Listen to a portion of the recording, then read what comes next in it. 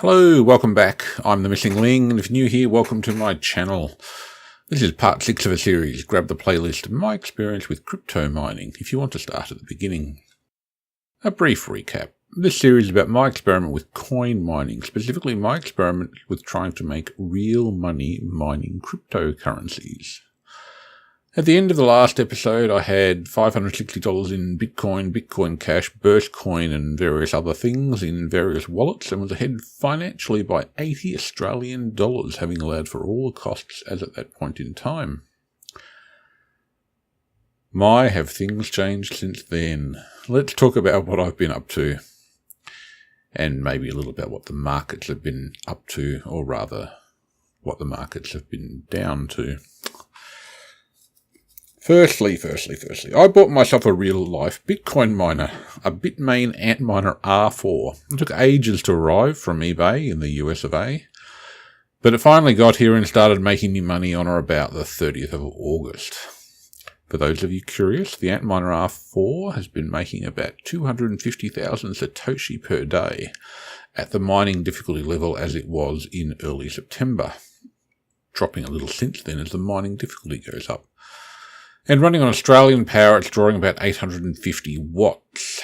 Now, this is slightly higher than the advertised power draw, which is about 800 watts. The Antminer R4 is working flawlessly. The only major issue I have with it is the cost. I paid too much for it, and the add-on cost of import to Australia, taxes and custom charges, just made that worse. But it's running, it's making me money, I'm happy with it. It's quiet.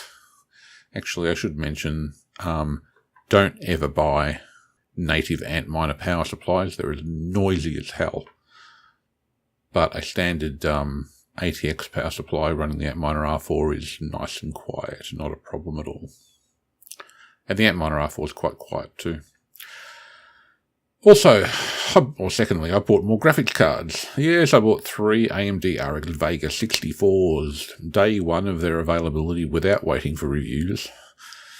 Little short-sighted of me maybe now thinking back about that. Anyway, they certainly don't get anything like the hashing rates that were hinted at pre-release, which was the potential for more than 60 megahashes per second. And believe me, when you hear people tell you those AMD RX Vega cards run hot, they are seriously not joking. They run H-O-T, hot. I can get the RX Vegas to push 40 megahashes per second each with tweaking the memory speed and the power draw in the Wattman utility, but only when I keep them really cool. I'm having real trouble keeping them cool where I currently have them located, and I've basically given up on the temperature front for the moment. Talk about why that is in a minute. They like to sit just below 80 degrees Celsius because the ambient temperature where they are is quite high. At this temperature, they'll put out a comfortable 33 megahash a second each, so my 3 cards will do basically 100 megahash, just slightly shy of 100 megahash, but whatever. I've also had to buy a new motherboard to hold my multiple graphics cards. I currently have 3 RX Vegas, 2 RX 580s, and a GTX 1070. Also my real gaming card, the GTX 1080 Ti, of course. Still using that for the moment. Need to stop. Tell myself to stop. Okay. The new motherboard's a BioStar TB250 BTC Pro card. It's a mining-specific card. Sorry, motherboard, not card.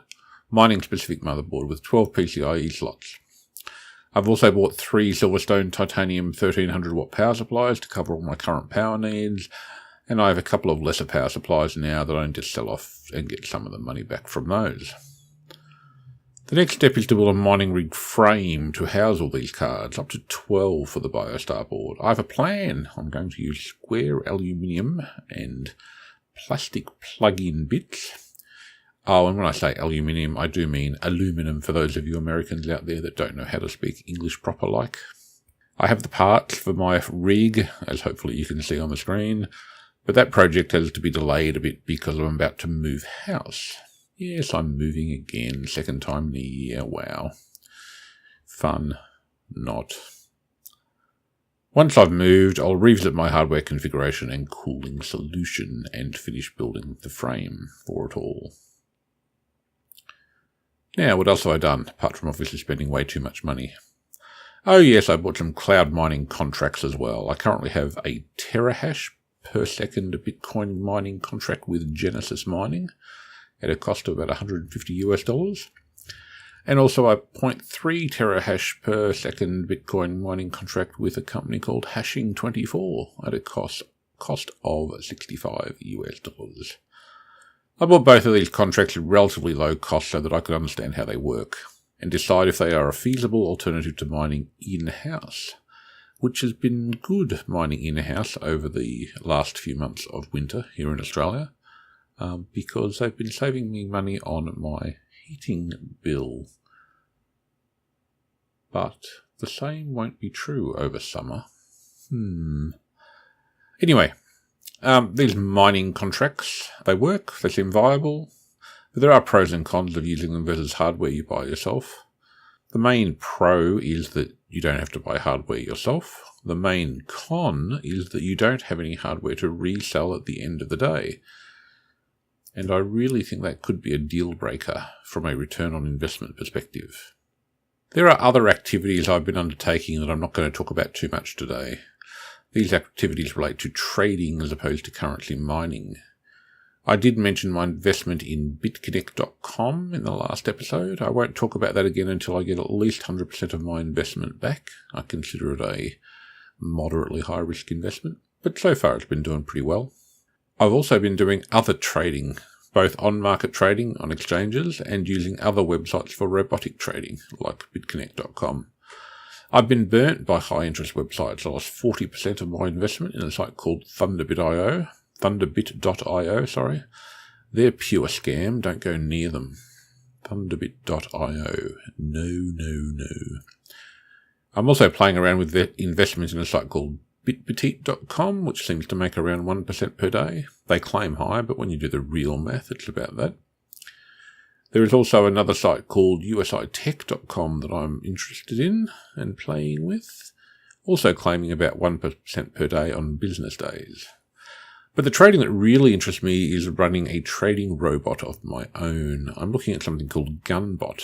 Haven't bought or deployed it yet. I'm moving next week, remember. But I will do that as soon as I get to my new location. Anyway, I've talked about trading too much. A very quick view of my current financial position here. You'll see the banner headline is a bit scary, minus $1,800.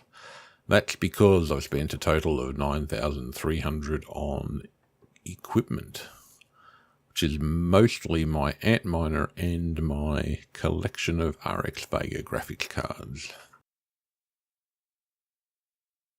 $1,115 roughly of Bitcoin here, as you will see, in a variety of locations. Don't ask me why Genesis Mining, the math turns out at minus 1 cent. It's just division. Significant figures. Don't worry about it. All right, quickly, I said I was going to go through here and not ramble too much. Let's go. Cash and purchases, lots of things I bought here. Major items, Antminer, RX Vega graphics cards. I bought the RX 580s a while back. I bought a backup drive. I bought a BTC Pro motherboard. I bought a number of power supplies. The power supplies are quite expensive. Getting nice, quiet, high efficiency power supplies, but they work well. My current view of the resale value of the items, I've got two different views here of the value of the equipment that I've bought. This is my take on the resale value, and this other tab here is my take on the depreciation stream. The resale value is the one I use in this original summary. That's because it's a capital cost of acquisition view. The depreciation view I use in my operational cost model, which I'll get to in just 1 minute. And I deliberately keep both cost models, and they're quite distinct. $391 worth of power so far. I've got 1, 2, 3, 4, 5, 6, 7 different wallets with all sorts of different amounts of coin in them of different types. And the interesting one, the operational cost view of the world. where I bring all of that math together in my sparse matrix here, summarize it all up and colorize it all and plot it on this nice little chart. Now, this is for the 22nd of September when Bitcoin in Australian dollars was $4,400. As I said before, $115 worth of coins, $391 worth of power, $634 worth of depreciation attributed in this model. Leaves me with a net income so far from an operational cost perspective of $89 after 12 weeks. It's beer money, isn't it? Not real money. Pity about that. End of week 12. This little project is still keeping me entertained, even if I have moved most of my focus to trading. Over $1,000 of crypto coins in my wallet, but don't forget the lots of dollars missing from my bank account to get to that point. I'm a long way from balancing out. I will continue to play the game of Risk for a while yet. We shall see how it all turns out over the rest of the year. The only thing I really need is for Bitcoin to hit $20,000 by June next year. See, I said it'd be easy. What do you people think? Let me know in the comments below. Thanks for watching. Please keep an eye out for the next episode, and I'll catch you on the flip side.